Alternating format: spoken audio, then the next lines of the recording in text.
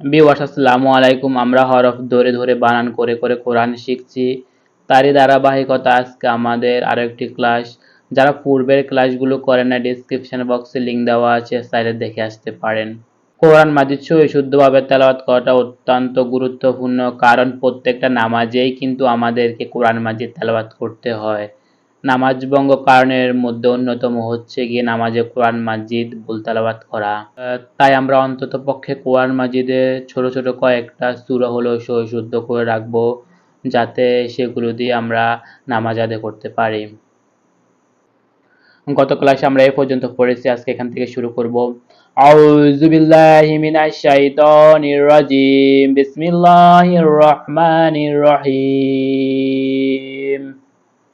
ওয়া জবর ওয়া, জাল জবর মিবরে লামের সাথে, জাল লাম লাম জবর লাল, ওয়া জাল লাল না, নাটা এক আলিফ টেনে পড়বো, হাটাও এক আলিফ টেনে পড়বো, কালি আলিফ আমরা যেখানে পাবো এক আলিফ টেনে পড়বো। ওয়া জাল লাল না, লাম জবর লাহাম পেশম লাহুম, লাহুম ফামিন হাটা এক আলিফ টেনে পড়বো। র জবর র, এর উপর জবর থাকলে মোটা করে পড়তে হয়। র কু, পেশের বামে ওয়াও সাকিন এক আলিফ টেনে পড়তে হয়। রকুবুহুম, আপনারা আমার সাথে সাথে পড়ুন। রকুবুহুম, রকুবুহুম। ওয়া জবর ওয়া, মিম নুন জের মিন, ওয়া মিন হাটা এক আলিফ টেনে পড়তে হবে। ওয়া মিন ইয়াহ, হামজার উপর সাকিন থাকলে শক্ত করে পড়তে হয়। ইয়াকুলুন,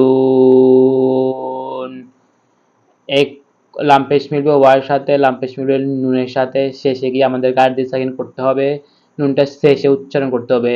ইয়াকুলুন। ওয়াজাল্লালনাহা লাহুম ফামিনহা রাকুবুহুম ওয়া মিনহা ইয়াকুলুন। ওয়া জবর ওয়া, লাম জবর লা, ওয়ালা, হামিম পেশ ওয়ালা হুম, ফি ফাইয়াজের ফি, জের বামে ইয়া সাকিন এক আলিফ টেনে পড়তে হয়। ওয়ালা হুম ফি হাটা এক আলিফ টেনে পড়তে হয়। মিম জবর মা, নুন জবর না, নাটা এক আলিফ টেনে পড়বো। আবার ফাজের ফি, আইন পেশ উ, গলাটা চেপে আমাদেরকে পড়তে হবে। ওয়ালা হুম ফি মানাফিউ, ওয়া জবর ওয়া, মিম জবর মা, ওয়া মা, শিনটা জিহ্বার মধ্যখান তারপর আউটরে তালুর সঙ্গে লাগিয়ে উচ্চারণ করতে হবে। ওয়া মাশারি, রজের রি, এই বপ্পেশ বৌরি বউ। এখানে যদি আমরা দম পেলি তাহলে আদি সাকিন করতে হবে, এইভাবে পড়তে হবে। ওয়া মাশারিব, এখানে সাকিন দিয়ে মিলিয়ে পড়তে হবে মাশারিব। হামজা যাবর আফা, জাফা আফা, লাম যাবর লা, আফালা ইয়াশকুরুন। ওয়ালাহুম ফিহা মানাফিউ ওয়া মাশারিবু আফালা ইয়াশকুরুন।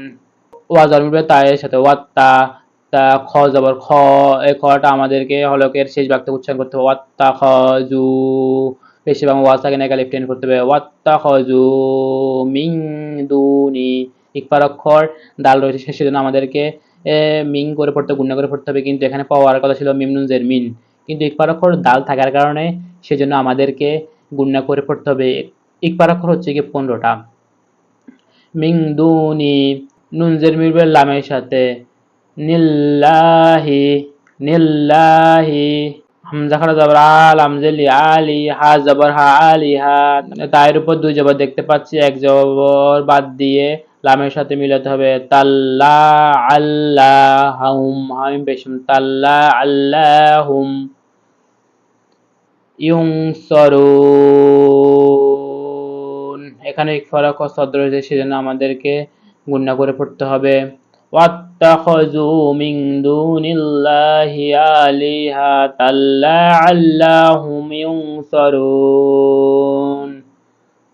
লা ইয়াস, এই শিনটা আমাদেরকে জিহ্বার আগা সামনে উপরে দাঁতের সাথে লাগিয়ে পড়তে হবে। লা ইয়াস তা তিউনা, এটাকে আমরা ত পড়বো ত, আর এটাকে তা। জেরের বামে ইয়া সাকিন এক আলিফ টেনে পড়তে হবে। ও, পেশের বামে ওয়া সাকিন এক আলিফ টেনে পড়তে হবে। না উ না, নাসর, নাসর, নুন সদ জবর নাস, র জবর নাসর, হামিম পেশম নাসরহুম, লা ইয়াস্তাতিউনা নাসরহুম ওয়াহুম, ওয়া জবর ওয়া, হামিম পেশম ওয়াহুম, লাম জবর লা, হামিম পেশম লাহুম, ওয়াহুম লাহুম জুং, এটা হচ্ছে গিয়ে ইকফার অক্ষর, সেজন্য আমাদের গুণনা করতে হবে জুং। আবার দালের উপর 2 পেজ দেখতে পাচ্ছি, 1 পেজ বাদ দিয়ে মিমের সাথে মিলে জুং দুম মুহদারুন আয়াস্তাতিউনা নাসরাহুম ওয়া হুম লাহুম জুনুদুম মুহদারুন। আমরা প্রথম থেকে আবার পড়ি।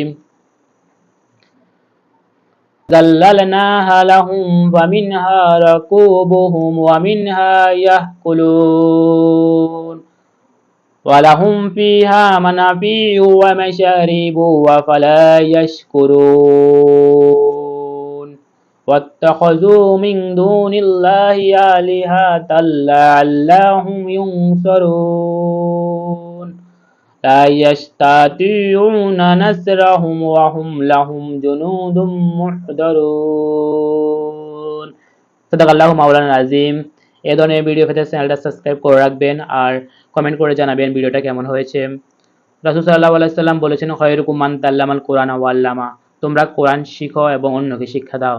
তাই আমরা অন্যকে কোরআন শিক্ষা দেওয়ার নিয়তে ভিডিওটা শেয়ার করব। ধন্যবাদ। আসসালামু আলাইকুম।